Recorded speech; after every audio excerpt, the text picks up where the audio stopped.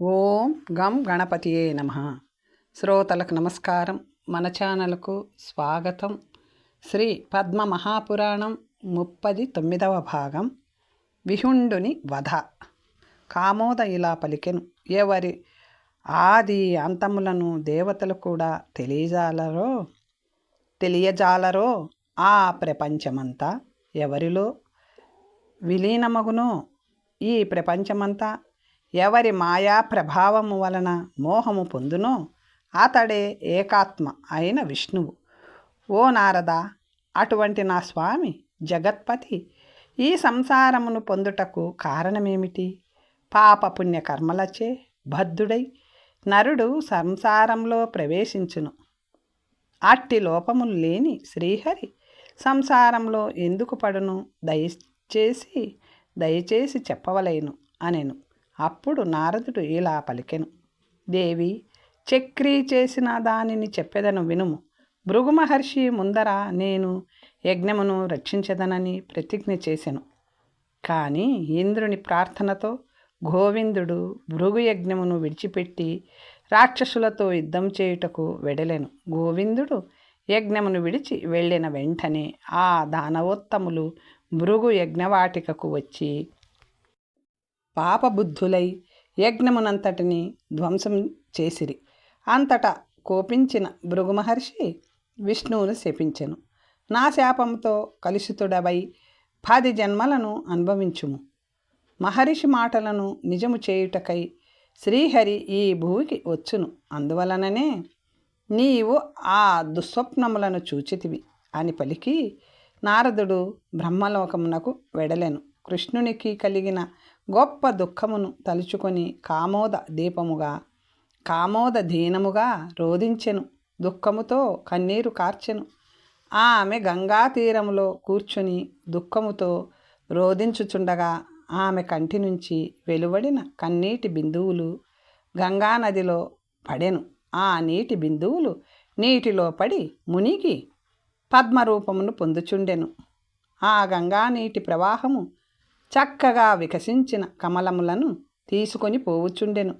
విష్ణుమాయిచే ప్రమోహితుడైన దానవశ్రేష్ఠుడైన విహుండు గొప్ప సంతోషముతో ఆ పద్మములను చూచుచుండెను. నారదుడు వారించినను కూడా ఇది దుఃఖము వలన పుట్టినవని తెలియక గొప్ప సంతోషముతో వాటిని తీసుకొనెను. చక్కగా వికసించిన 7 కోట్ల పద్మములతో విష్ణుమాయ విమోహితుడై శంకరుని పూజించెను. అంతటా జగన్మాత కోపించి శంకరునితో ఇట్లు పలికెను: మహామతి, ఈ దానవుని వికర్మను చూడుము. శోకము వలన పుట్టిన వికసించిన పద్మములతో నిన్ను పూజించుచున్నాడు.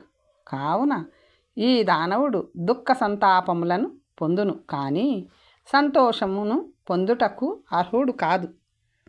ఈశ్వరుడు ఇలా పలికెను: శుభకరురాలా, నీవు నిజము పలికితివి. ఈ పాపకారి సత్యమార్గమును విడిచిపెట్టెను. పూర్వము కామోద కొరకు చేసిన ప్రతిజ్ఞను పరిత్యజించెను.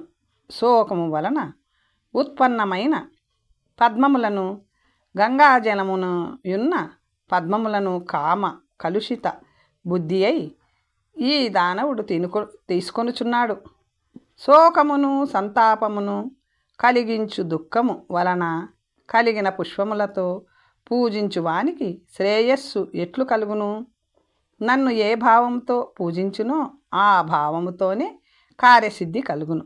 ఈ దానవాదముడు సత్యము ధ్యానము లేనివాడు, కామోదయందు మనసు కలవాడు, కావున పాపచరితుడాయను.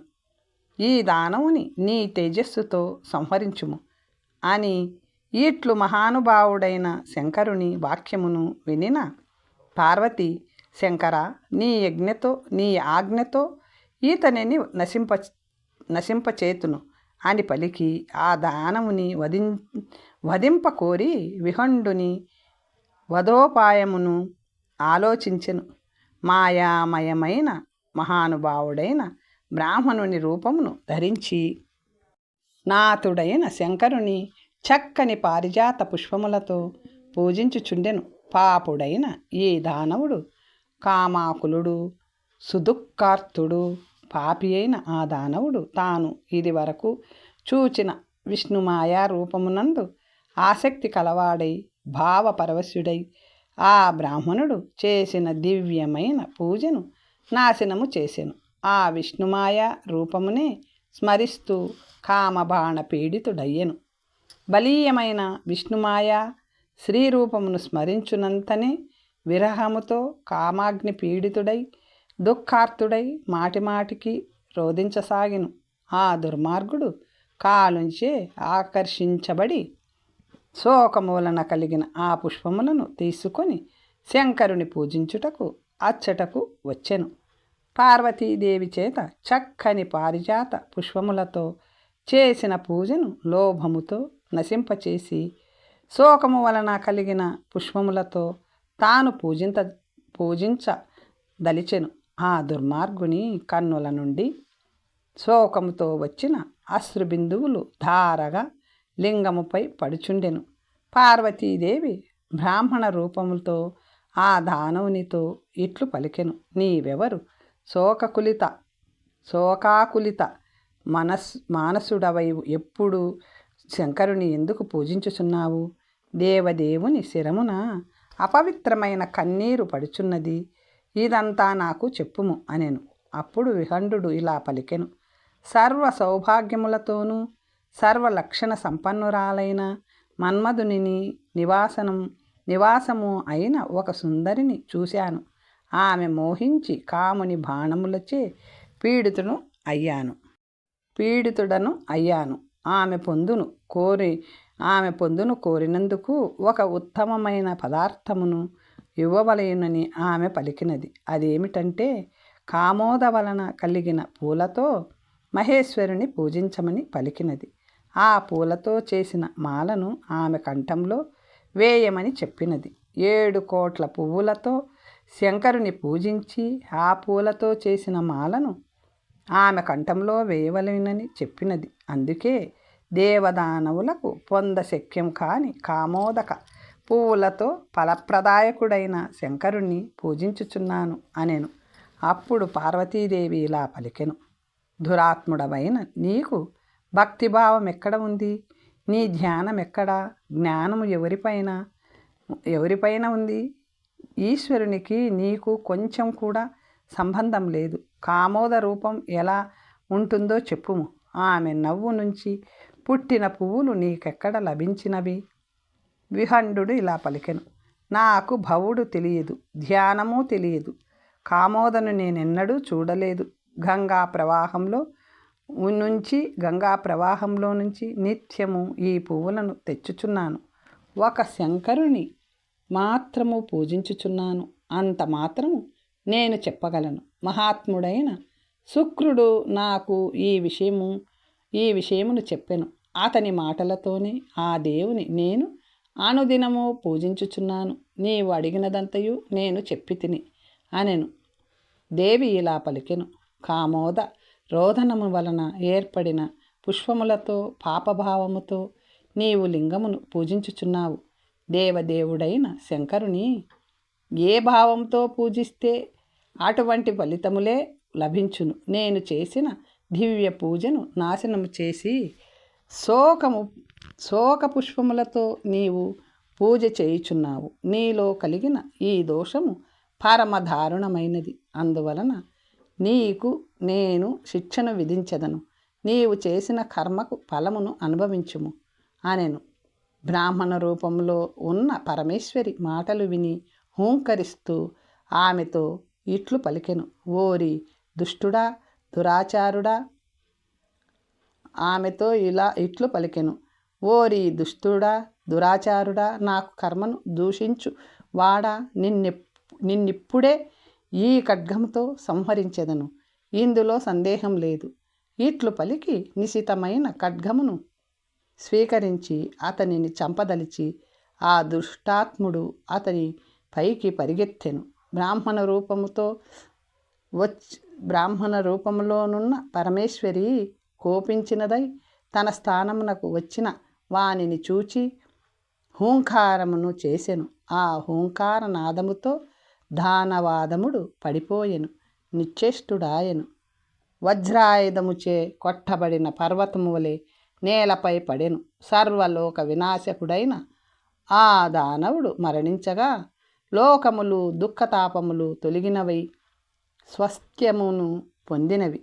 నాయన, ఈ కారణముతో ఆ స్త్రీ రోధించుచున్నది.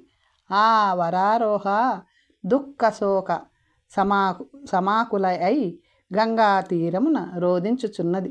ఇట్లు నీవడిగినదంతయు నీకు వివరించి తిని. ఇట్లు తన పుత్రునితో పక్షిరాజైన కుంజలుడు చెప్పి విరమించెను. ఆ తరువాత మహాప్రాజ్ఞుడు విరమించెను. కుంజలుని పూర్వజన్మ వృత్తాంతము. విష్ణువు ఇలా పలికెను. ధర్మపక్షి మహాబుద్ధిమంతుడు అయిన కుంజలుడు ఈ విధముగా పలికి విరమించెను. ఇక వారి గురించి ఏమీ మాట్లాడలేదు. అదే మరి చెట్టు క్రింద ఉన్న బ్రాహ్మణ శ్రేష్ఠుడు చవ్యనుడు ఆ మహాసుఖముతో ఇట్లు పలికెను. ధర్మమును గురించి చెబుతున్న నీవు ఎవరు? పక్షి రూపముతో నున్నావు. దేవతవా, గంధర్వుడవా, లేదా విద్యాధరుడవా? నీవు ఎవరు? ఎవరి శాపం వలన నీకు ఈ పాపరూపమైన సుఖజన్మము లభించినది? నీకు ఆ అతీంద్రియ జ్ఞానము ఏ పుణ్యతప ప్రభావం వలన లభించినది? ఓ మహామతి, ఆ ప్రచ్ఛన్న అంటే కప్పబడిన రూపముతోనున్న నీవు సిద్ధుడవా, దేవతవా? నాకు కారణము చెప్పుము అనెను. అప్పుడు కుంజలుడు ఇలా పలికెను. ఓ సిద్ధుడా, నేను నిన్ను తెలియదును. నీ కులమును, గోత్రమును, విద్యను, తపమును, నీ ప్రభావమును, నీవెందుకు భూమిని చుట్టుచున్నావో తెలియను. సువ్రత, నీకు స్వాగతము. నేను నీకంతయు తెలిపెదను. చల్లని ఈ చెట్టు ఛాయలో పవిత్రమైన ఆసనమున కూర్చొని వినుము. పుట్టుక తెలియని బ్రహ్మ నుండి ప్రజాపతి పుట్టెను. ఆ ప్రజాపతికి సద్గుణయుక్తుడు బ్రహ్మ సమానుడైన బ్రాహ్మణుడు భృగువను వాడు పుట్టెను. అతని పుత్రుడు భార్గవుడు అనువాడు సర్వధర్మార్థములను తెలిసినవాడుండెను. అతని వంశంలోని వాడవు నీవు. చవ్యనుడు అని ప్రసిద్ధిగాంచిన వాడవు. ఇక నేను దేవతను కాను, గంధర్వుడను కాను, నేను విద్యాధరుడను కాను. విప్రా, నేనెవరినో చెప్పెదను వినుము. కశ్యపుని కులమున ఒక బ్రాహ్మణోత్తముడు పుట్టెను. అతడు వేదాంగ తత్వజ్ఞుడు, సర్వధర్మములను తెలుపువాడు, విద్యాధరుడని ప్రసిద్ధుడు. కులము, శీలము, గుణములతో కూడియున్నవాడు. అతడు ఆచారముతో తపస్సుతో శోభించువాడుగా ఉండెను. ఆ విద్యాధరునికి 3 పుత్రులు కలిగిరి. వసుశర్మ, కామశర్మ, ధర్మశర్మ అని వారి పేర్లు. ఆ 3 నేను చిన్నవాడను. ధర్మశర్మ అనువాడను గుణహీనుడను. నా అన్న వసుశర్మ వేదశాస్త్ర అర్థములను తెలిసినవాడు, ఆచారముతో విద్యాది సద్గుణములతో కూడియున్నవాడు. కామశర్మ కూడా మహాజ్ఞాని, వసుశర్మ వలె గుణాధికుడు. నేనొక్కడనే మహామూర్ఖుడనైతిని. ఉత్తమ విద్యను, భావమును, అర్థమును ఏనాడూ వినలేదు. గురువుల ఆశ్రమమునకు వెళ్ళలేదు. అప్పుడు నా తండ్రి నా గురించి ఇట్లు ఆలోచించసాగెను. ధర్మశర్మ అని నా పుత్రునికి నేను పెట్టిన పేరు నిరర్థకమైనది. ఈతడు విద్వాంసుడు కాలేదు, గుణవంతుడు కాలేదు. భూమిపై ఇతని జన్మము ఉపయోగము లేకుండా పోయెను. నా తండ్రి ఇలా ఆలోచిస్తూ దుఃఖితుడై నాతో, పుత్ర, గురుగృహమునకు వెళ్ళి విద్యను సాధించు అని పలికెను. ఇట్లు పలికిన నా తండ్రి మాటలను విని, తండ్రి, గురుగృహమునకు నేను వెళ్ళను. అది గొప్ప దుఃఖమును కలిగించును. అక్కడ ప్రతిరోజు కొడతారు, కనుబొమ్మలు ఎగురువేస్తారు, కోపిస్తారు. అచ్చట అన్నం లభించదు. పని వలన రాత్రింబవళ్ళు నిద్ర ఉండదు, సుఖ సాధనము ఉండదు. కావున తండ్రి, గురుమందిరము ఎప్పుడు దుఃఖమయమే, కాన వెళ్ళను. విద్యా కార్యమును చేయను. నేను ఆటలో ఉత్సాహము కలవాడను. నీ అనుగ్రహము వలన భుజించెదను, నిద్రించెదను, ఆటలాడెదను. రాత్రింబవళ్ళు పిల్లలతో కలిసి బద్ధకము లేకుండా ఆడుచుందును. అంతటా ఆ ధర్మాత్ముడు నన్ను మూడినిగా తెలిసి చాలా దుఃఖించెను. పుత్ర, సాహసము చేయకుము, విద్య కొరకు ప్రయత్నము చేయుము. విద్య వలన కీర్తి, సౌఖ్యము, గొప్ప యశస్సు లభించును. జ్ఞానము, స్వర్గము, మోక్షము కలుగును. కావున విద్యను సాధించుము.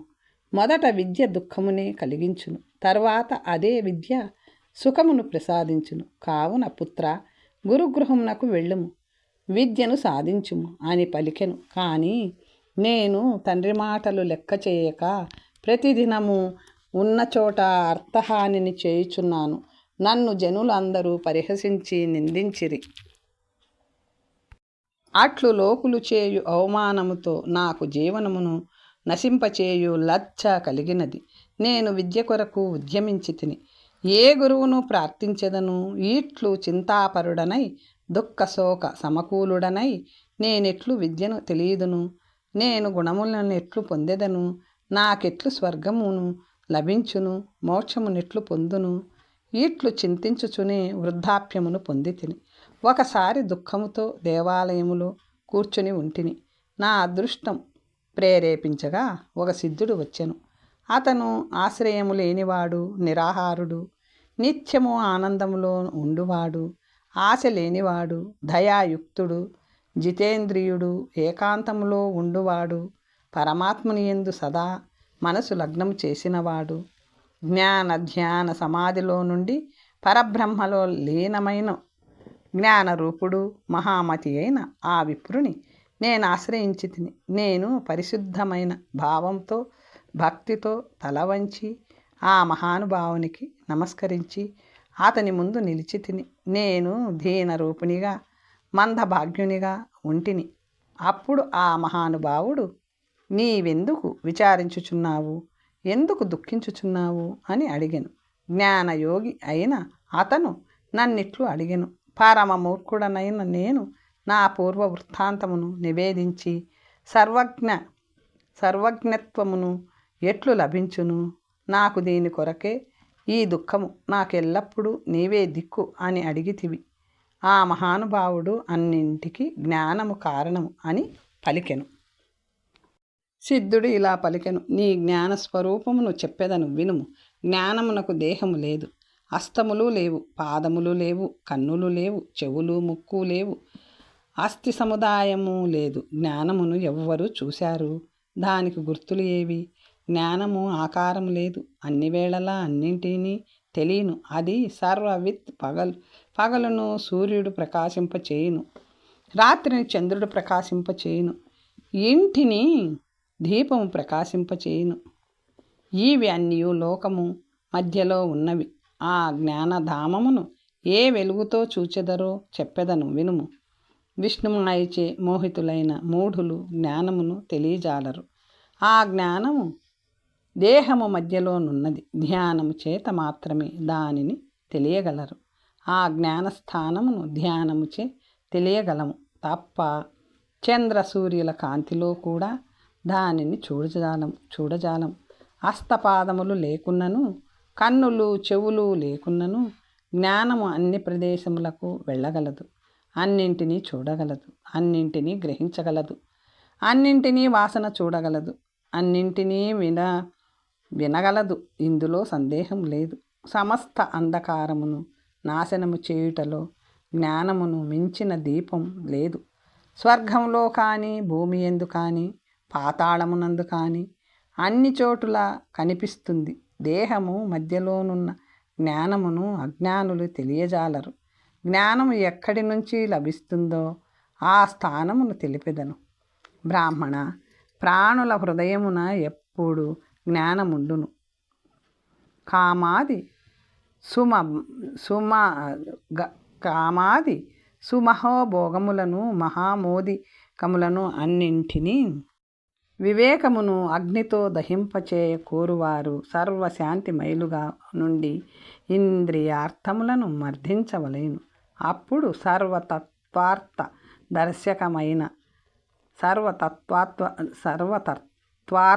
దర్శకమైన జ్ఞానము కలుగును. ఈ జ్ఞానము నిర్మలము, సర్వదర్శకము, తత్వమూలము. కావున నీవు సర్వ సౌఖ్యములను వృద్ధిపరచు శాంతిని కలిగి ఉండు. శత్రువు ఎందు మిత్రుని ఎందు తన ఎందు వలె ఒకే భావం కలిగి ఉండుము. ఒకే విధముగా నియమబద్ధుడవై ఆహారమును ఇంద్రియములను జయించిన వాడవై అంతటా మైత్రిని వైరమును రెంటిని దూరము నుంచి విడిచిపెట్టవలేను.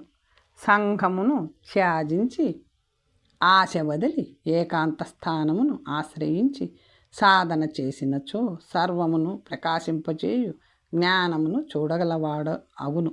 ఒకే చోట ఉండి మూడు లోకాలలో జరుగు వృత్తాంతమును అంతయు నా అనుగ్రహముతో నీవు చూడగలవు, ఇందులో సందేహము లేదు అనెను. అప్పుడు కుంజలుడు ఇలా పలికెను, ఈ విధముగా సిద్ధుడు నాకు జ్ఞానస్వరూపమును ప్రకాశింపచేసెను.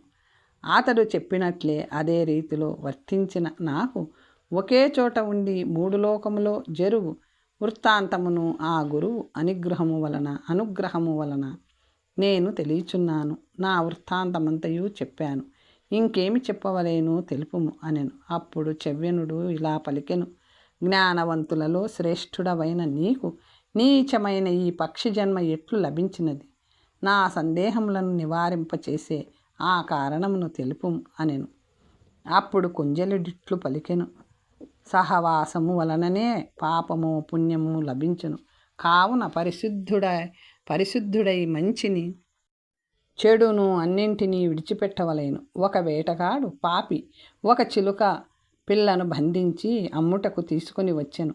ప్రియముగా మాట్లాడునది, సమర్థముగా మాట్లాడు చక్కని రూపము గల ఆ చిలుక పిల్లను చూచి ఒక బ్రాహ్మణుడు కొని నా ఎందలి ప్రీతితో నాకు సమర్పించెను.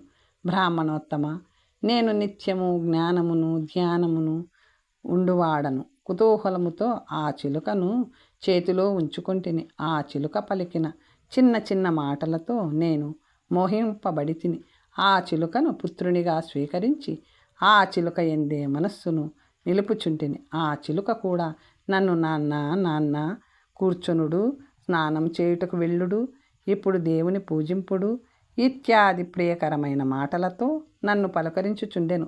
ఆ చిలుక మాటలు వినోదముతో నేను జ్ఞానమును మరిచి తిని ఒకనాడు నేను పుష్పములను ఫలములను తెచ్చుటకు వనమునకు వెళ్ళి తిని నా దుఃఖమునకు ఆ చిలుకను ఒక పిల్లి పట్టుకొని భక్షించినది. నా తోటివారు మిత్రులు సహచరులు నాతో పిల్లి చిలుకను చంపి తినినది అని తెలిపిరి. ఆ చిలుక మరణించినది అను మాటను విని సహింప శక్యము కాని దుఃఖమును అనుభవించి తిని ఆ చిలుక మరణము వలన కలిగిన దుఃఖముతో మూడుడనైతిని. తీవ్రమైన వేదనచే పీడింపబడి తిని. బ్రాహ్మణోత్తమ, గొప్ప మోహజాలముచే నేను బంధించబడి తిని. సుఖరాజా రామచంద్ర, సుఖరాజా, శ్లోకరాజా అని ఆ చిలుక పలుకులను స్మరించుచు మోహము వలన మనస్సు చెలించి నా కర్మతో గొప్ప దుఃఖమును సంతాపమును పొంది తిని. సుఖ వియోగముతో సిద్ధుడు ప్రసాదించిన జ్ఞానమును మరిచి తిని. ప్రియముగా మాటలాడు ఆ చిలుకను స్మరించుచు శోక సంతప్తుడనై తిని. భార్గవ ఎప్పుడూ వచ్చా అని ప్రలాపములను చేయుచు సంస్కృతాక్షరములు గల గద్య పద్యమయ భావములతో వాక్యముతో ప్రలపించుచు వచ్చా, నీవి లేకుండగా నన్నెవరు లేపగలరు? విచిత్రమైన కథలతో నన్నెవరు సంతోషపరచెదరు? జన సంచారము లేని ఈ ఉద్యానవనమున నన్ను విడిచి నీవు ఎక్కడికి వెళ్ళితివి? నేనేమి తప్పు చేశాను? ఇప్పుడు నాకు ఆ విషయమును చెప్పుము. ఈ విధముగా విరహముతో కరుణాపూరితమైన మాటలతో మోహితుడనై దుఃఖితుడనై శోకముచే ప్రపీడితుడనై మరణించుచున్నప్పుడు మనసులో ఎట్టి భావమున్నదో అదే భావంతో నేను పుట్టి తిని. జ్ఞాన స్మరణ కలిగించు గర్భవాసము నాకేర్పడినది. నేను పూర్వజన్మలో స్వయముగా చేసిన కర్మల స్మరణకు వచ్చినవి. అయ్యో, మూఢత్వంతో నేను ఎలాంటి పాపము చేసి తిని అని గర్భయోగమును పొందిన పిదప చింతించుచుంటిని. అలా చింతించుచుండుట వలన నాకు సర్వమును తెలియగల నిర్మలమైన జ్ఞానము నాకు తిరిగి కలిగినది. ఆ గురువు అనుగ్రహము వలన ఉత్తమమైన జ్ఞానము నాకు తిరిగి ప్రాప్తించినది.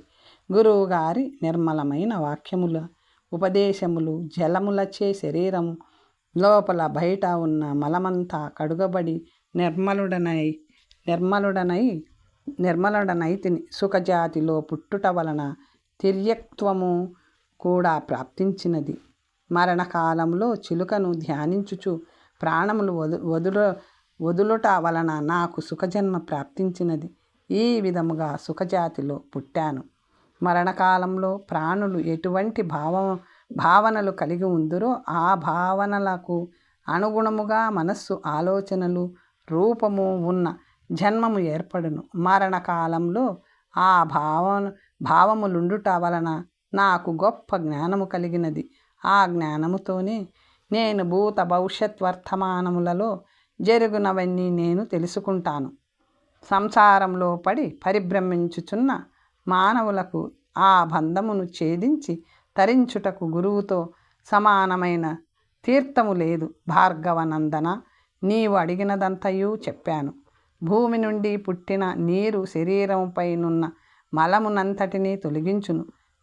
జన్మాంతరములలో చేసిన పాపములు గురుతీర్థము అనగా గురువు వలన మాత్రమే నశింపచేయును. సంసారము నుండి తరింపచేయుటకు జంగమ అంటే నడిచి వచ్చే రూపమైన తీర్థము గురువు. గురువు ఇలా పలికెను మహాప్రాజ్ఞ. విష్ణువు ఇలా పలికెను మహాప్రాజ్ఞ. శుకుడు ఈ విధముగా మహాత్ముడైన చెవ్యనునకు తత్వమును ప్రకాశింపచేసి చెప్పి విరమించెను. ఉత్తమమైన జంగమ తీర్థము గురించి నీకు వివరించాను. నీకు శుభముగా ఆగుగాక. నీకు మనసులో ఏదైనా కోరిక ఉన్నచో కోరుకో అనెను. అప్పుడు వేణుడు ఇలా పలికెను, ఓ జనార్దన, నేను రాజ్యమును కోరుటలేదు. మరొక దాని యందు నాకు ఆసక్తి లేదు. నా ఈ దేహమును నీ శరీరంలో చేర్చుకొనుము. ఇదే నేను కోరుకునే వరము.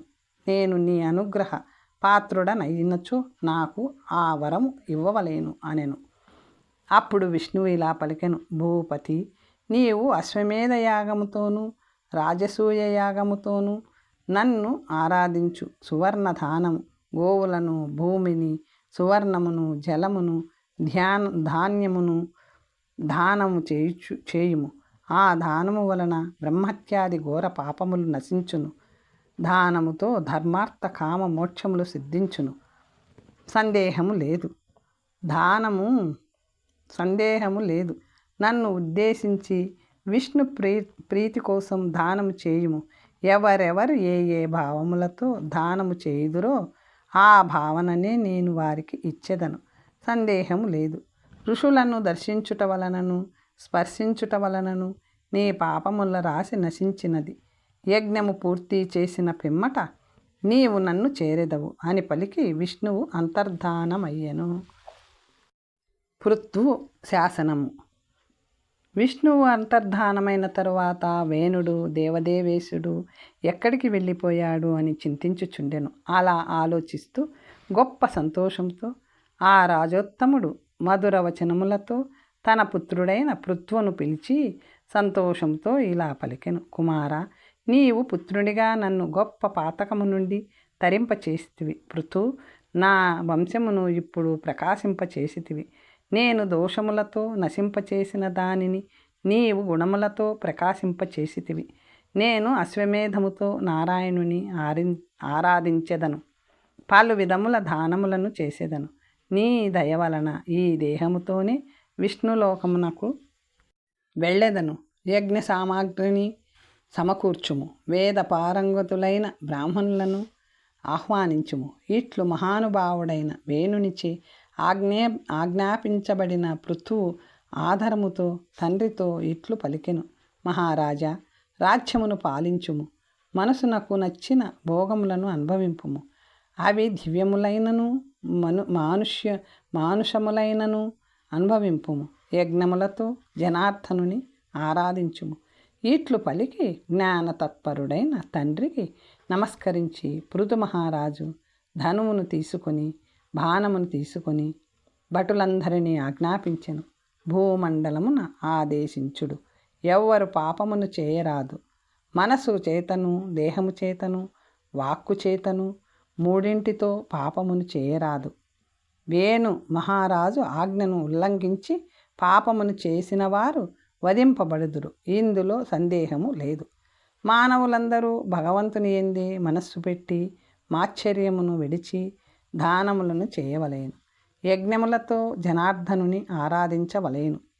ఇట్లు ఆజ్ఞనిచ్చి రాజ్యమును మృత్యులకు అప్పజెప్పి పృథు చక్రవర్తి తపమును ఆచరించుటకు తపోవనమునకు వెళ్ళెను. అన్ని దోషములను విడిచిపెట్టి ఇంద్రియములను నిగ్రహించి 100 సంవత్సరములు నిరాహారుడై తపస్సు చేసెను. పృథు మహారాజు తన తపస్సుతో సంతోషించిన బ్రహ్మ పృథు చక్రవర్తితో నీవి తపమును ఎందుకు చేయుచున్నావు?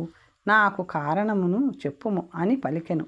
అప్పుడు పృథువు ఇలా పలికెను. నా తండ్రి వేణుడు మహాప్రాజ్ఞుడు, కీర్తివర్ధనుడు. ఈతని రాజ్యమున పాపము చేసిన వాని శిరస్సును జనార్దనుడు చక్రముతో ఛేదించవలేను. కనపడని మహాచక్రములతో శ్రీహరి శాసకుడు కావలేను. మనోవాక్యాయములతో పాపములు చేయదలిసిన వారికి శిరము చెట్టు నుండి పండు రాలినట్టు పడునట్లు పడి రాలి పడవలేను. దేవాధిప, నేను నీ నుండి ఈ వరమునే కోరుచున్నాను. ప్రజల దోషములు నా తండ్రికి అంటరాదు. వరము నీయదలిచినచో అట్లు చేయుము. నా ఈ ఉత్తమాభిలాషను పూరింపుము. ఓ చతుర్ముఖ, నీకు నమస్కారం అనెను. అప్పుడు బ్రహ్మదేవుడు ఇలా పలికెను. మహానుభావ, నీవు కోరినట్లే జరుగుగాక.